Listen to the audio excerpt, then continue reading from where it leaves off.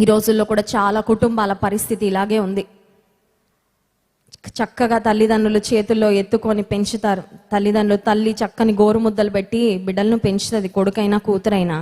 ఒకానొక సమయం సందర్భం వచ్చేసరికి మా అమ్మ నాన్న ఇంకా రాయడం లేదేంటి ఆస్తి, ఇంకా మా అమ్మ నాన్న మాకు ఇవ్వాల్సినవి ఇవ్వడం లేదేంటి అని తల్లిదండ్రుల మీద కోపంతో వారు తల్లిదండ్రులు ఇచ్చే వరకు కూడా ఆగలేకపోతున్నారండి. చాలామంది పిల్లలు కష్టపడి పెంచిన తల్లిదండ్రులు నీకేమి ఇవ్వాలో నీకు ఇవ్వరా?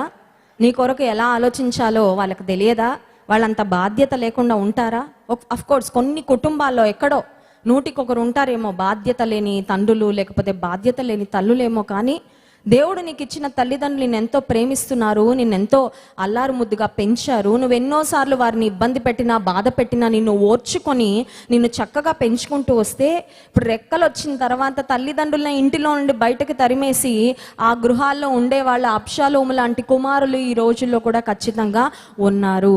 అలాంటి కుమారులకు, అలాంటి కుమార్తెలకు దేవుని వాక్యం ఇస్తున్న హెచ్చరిక ఏంటంటే, అబ్షాలోముకి పట్టిన గతే వాళ్ళకు కూడా పడుతుంది. ఎందుకంటే దేవుని వాక్యం నిజమైనది, సత్యమైనది కాబట్టి.